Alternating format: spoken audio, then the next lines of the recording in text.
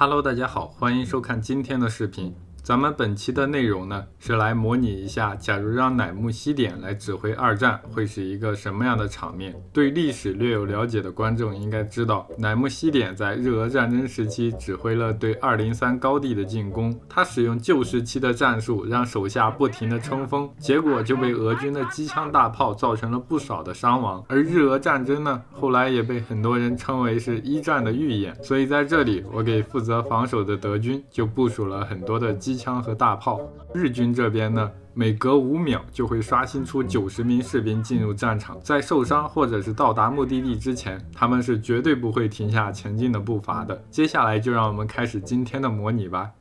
战斗此时已经开始，日军那边已经是人山人海的出现在了战场上。为了压制住他们的攻势呢，我给德军也是安排了不少的重火力。在这火箭弹的一波覆盖下呢，日军最右路的部队算是被全灭了，但很快又有后续的士兵加入到了战场上。与日俄战争时期不同的是，因为现在是二战，所以他们拥有坦克的支援。我记得不管是在这个日俄还是在一战时期，士兵们发起冲锋的时候，似乎都有纪律，是不允许他们停下的。就算是你现在所处的位置很好，可以一枪打掉对方的机枪手，停下也还是会被视为是畏战的行为。所以有时候在看一战题材电影的时候，我就很费解。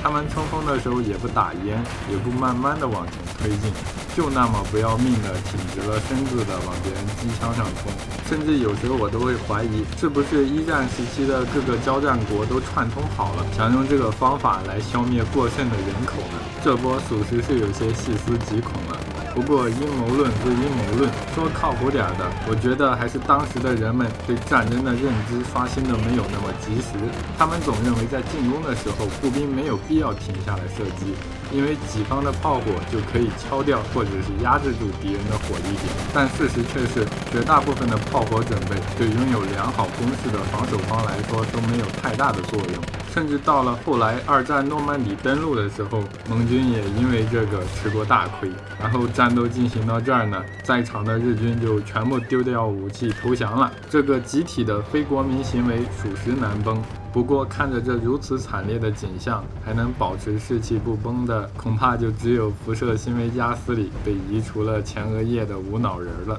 在视频结束前顺带一提，最近只要是涉及到这个日军的对决呀，播放量就迷之不太好看，这是为什么呢？反正我是想不通。其实就算是不扯那么多，我一直以来也都挺喜欢做这个题材的，所以假如你们也喜欢的话，还请给此类视频多多3连。好了，今天的看个乐视频到这就结束了，咱们下期视频再见。